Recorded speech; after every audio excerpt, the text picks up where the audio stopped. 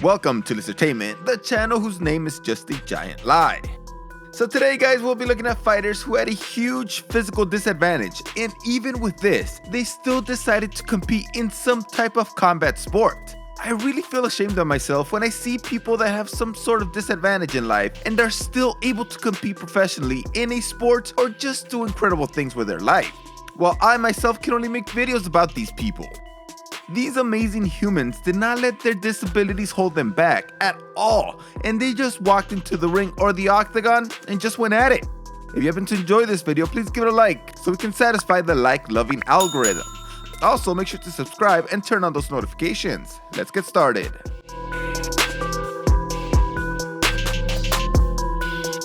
Newell is an MMA fighter who was born with a congenital amputation of his left arm that ends just below his elbow.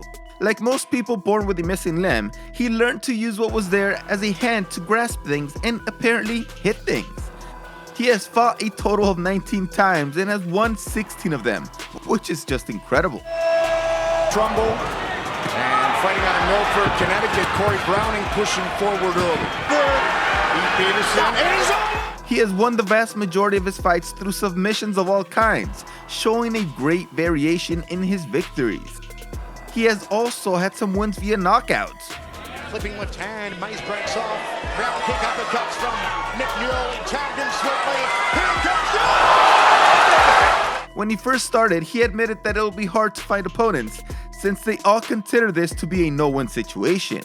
He has even fought the great Justin Gaethje, although he did lose that one. Gaethje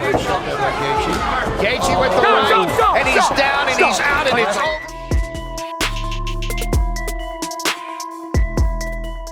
Peacock is another fighter that was born with an amputated arm at the same place as Newell, but this time it was his right hand. As a child, he competed in all types of sports, trying to find his thing, and he fell in love with Muay Thai, learning to counter with his left hand and especially becoming a specialist with his legs, winning all his fights with kicking knockouts.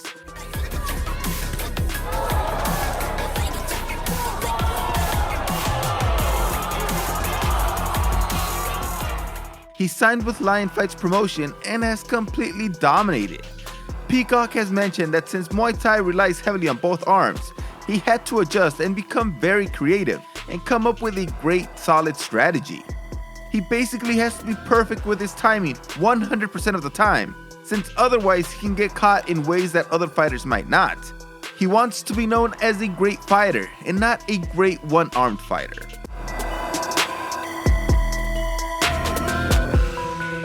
Now we have a fighter who lost his leg when he was just 6 years old during an unfortunate accident. He is Betzold, and in order to deal with his obvious balance issues by fighting on his feet, he became a grappling expert.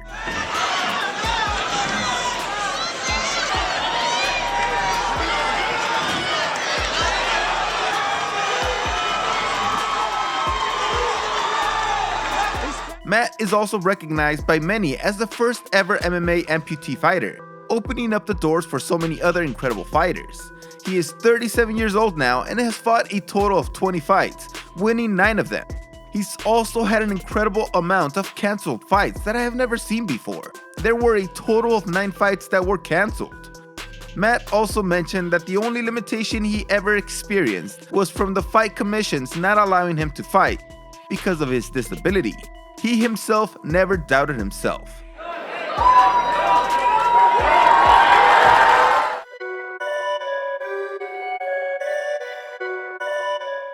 Maynard is a really famous quadruple amputee who is a motivational speaker and has done incredible things in his life, like climbing Mount Kilimanjaro, becoming the strongest team by bench pressing 240 pounds 23 times, and placing 12th in the 103-pound wrestling division in high school.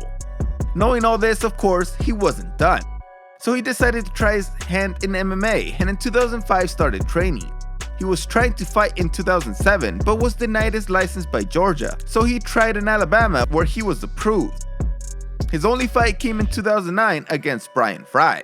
Maynard's strategy was to take Brian Fry's legs out from under him and won that match on points 30-27. He unfortunately lost his fight, but it was only through a unanimous decision, which is just incredible for somebody that has no limbs, where his opponent could have tried so many other moves in order to get the finish. Then in 2011, he climbed Mount Kilimanjaro without any assistance, crawling all the way up in 10 days. What an amazing man.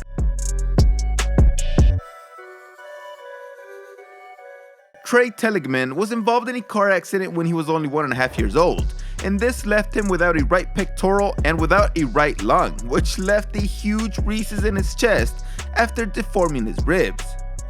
With only one lung, which will obviously affect your breathing capabilities, he decided to try out combat sports with karate, boxing, and jiu-jitsu. He has fought professionally in boxing with 4 wins in 6 fights. Also fought professionally in MMA, even joining the UFC, and in 13 fights, he only lost 5 times. Right hands, boom, on the button, and then another one.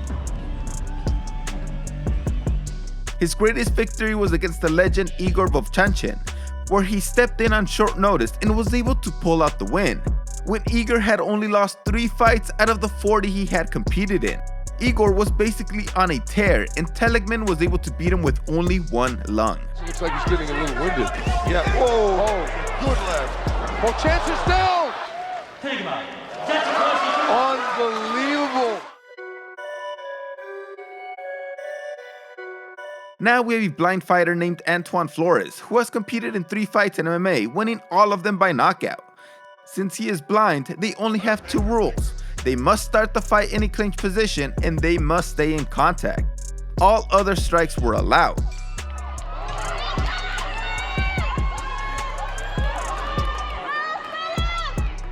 You see guys in these positions with full eyesight getting hit cleanly all the time. And Flores has to rely basically on just feeling his opponent's body, knowing how all the muscles move and contract during a certain strike, and using all this to avoid getting hit. Impressive.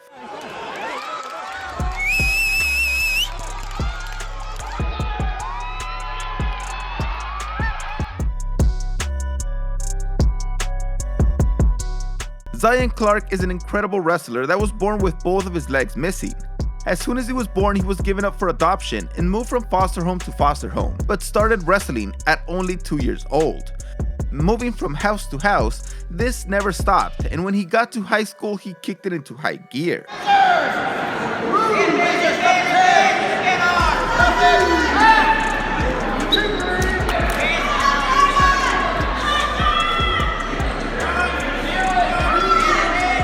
Clark got a ton of motivation from another person on this list, Maynard, after he read his book.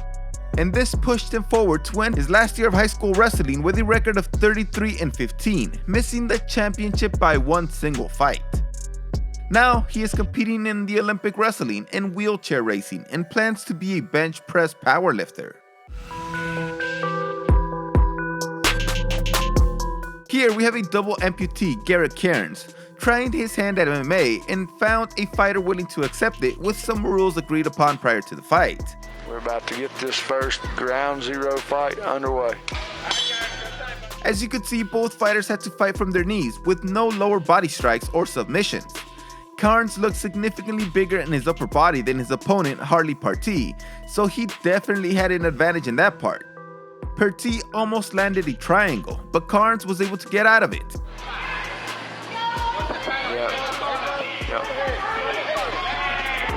Good count out by Garrett. Then Cairns just started working and eventually landed an amazingly deep rear naked chokehold. Harley beat Tree trying to get turned back. Deep. Oh no, it's over. I've never seen a fighter just throw up his hands, knowing that the fight is going to be over, and then just waiting for the tightening to happen so he can just tap out. Incredible fight. This one is just shocking, because it involves a fighter with no arms wrestling. His name is Andrew Dunn, and everybody is just left speechless, because how do you wrestle without any arms? Well, take a look. There you go.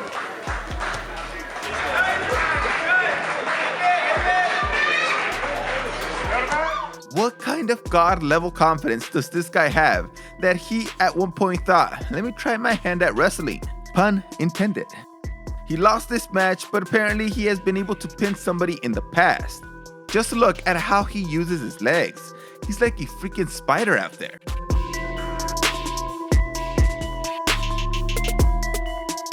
Tyler Freeland has dwarfism and stands at 4'11" and is an MMA fighter. His career professional record is 3-1 and hasn't fought a ton more because he was plagued by injuries. But here you can see his fighting style. You don't want to get down to his level. You don't want to bend over too much. That'll negate some of your power. Strong move right there. Beautiful takedown. He says that he likes fighting bigger guys because they have to punch down, which negates a lot of their power. And with his stature, he is able to take down anybody. He even said that he was able to take down the great Dan Henderson in training, and this gave him the confidence to really use his takedown ability. He has taken his disadvantage and turned it into a money-making opportunity since he knows that people will pay to watch him fight. I bet that a lot of you guys probably feel pretty bad about yourselves right now, huh? Being completely able-bodied and still only sitting on your couch just eating some Doritos. Well, just look at yourself, man. Get off your ass, get out there, or at least lie about it on social media, like most people. Thanks for watching this video. See you next time.